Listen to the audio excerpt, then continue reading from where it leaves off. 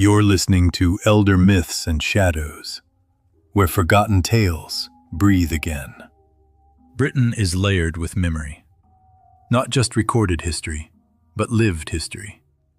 Paths walked for thousands of years, churches rebuilt over older churches, villages that existed before surnames did. And in places this old, stories rarely begin as entertainment. They begin as explanations. For sounds no one could trace. For deaths no one could prevent. For figures seen more than once by people who never met. Tonight, we explore 5 of the creepiest beings from British folklore. Not just what they were said to be, but when they were seen, and why people believed them. Number 5. Jenny Greenteeth. The canals and mill ponds of northern England were once essential to daily life. Before fenced reservoirs and safety barriers, water sat open and dark beside homes and roads. And as early as the 1700s, communities across Lancashire and Cheshire spoke of something living in those waters. Jenny Greenteeth. Unlike river spirits found in other cultures, Jenny was never connected to flowing water. She belonged only to still places, places where the surface reflected perfectly, and depth was impossible to judge. Mill workers described patches of weeds moving where no current existed. Livestock avoided certain pond edges entirely. Children claimed they saw a face beneath the water, looking up at them. Descriptions stayed consistent across towns. Green skin the color of algae, hair tangled with pondweed, and arms long enough to reach the bank without breaking the surface tension. Victorian parents warned children not just of drowning, but of being pulled. Some local reports blamed unexplained drownings on the green woman beneath. Even adults avoided leaning over canal locks at night, because the belief wasn't that she hunted, only that she waited for imbalance. A slip, a reach, a moment of leaning too far. And once taken, the water would go still again. Number 4. The Owl Man. On April 17, 1976, near the Church of St. Monin in Cornwall, 2 visiting sisters ran back to their parents in visible panic. They claimed a giant winged figure stood atop the church tower, not perched like a bird, standing like a person. They described gray feathered wings, clawed hands, and glowing red eyes, visible even in daylight. The account was investigated and documented, but what made the case unusual was what followed. Over the next decade, multiple unrelated witnesses reported seeing the same figure. Campers, locals, tourists, all describing a tall, winged being gliding silently above the churchyard. The creature never chased anyone, never made a sound. Witnesses consistently reported the same sensation before seeing it, the feeling of being watched from above. Several sightings occurred just before dusk, when the tower silhouette darkened against the sky. Unlike ancient folklore, this legend began in the modern era. No medieval text, no inherited myth, only repeated sightings in the same location. The church still stands, and even today, visitors rarely stay long once evening approaches. Number 3. Spring-heeled Jack. In 1837 London, panic spread faster than authorities could control. A servant girl walking home at night reported a figure leaping from an alley and grabbing her. She described metallic claws and ice-cold hands.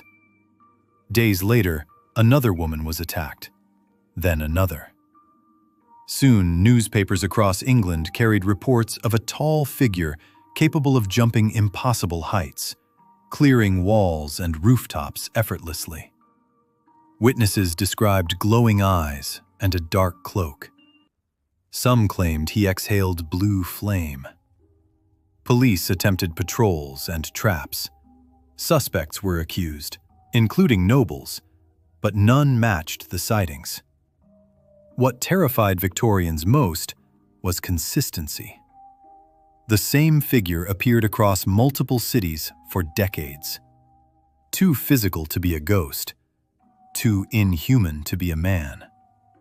Footprints were found after encounters, and always he escaped upward. The last credible sightings faded in the early 1900s, but no explanation ever replaced the reports. Number 2. The Barghest. In northern England, long before modern policing, communities kept detailed parish records. Among births and deaths in the 1600s, references appear to a creature seen before tragedy. The Barghest, a massive black hound said to walk roads at night.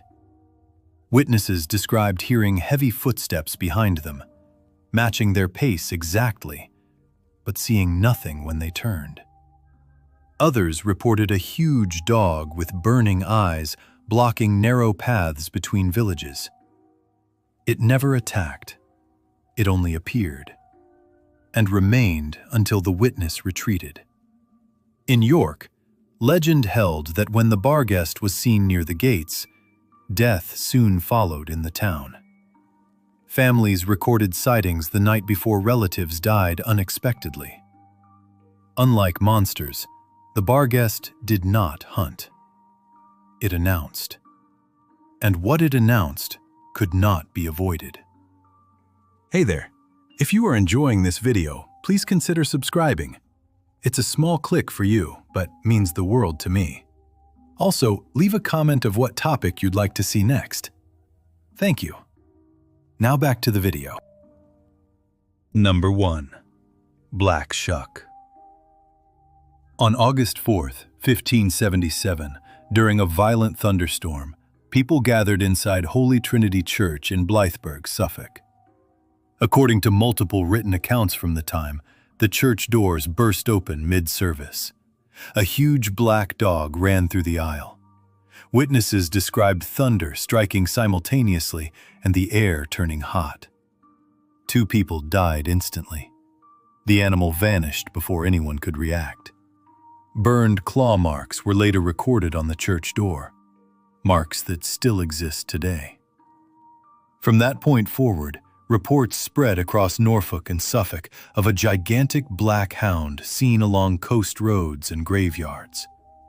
Those who saw it clearly were said not to live long afterward. Sailors feared meeting it before voyages. Travelers changed routes at night. Unlike other omens, Black Shuck did not simply warn, it chose.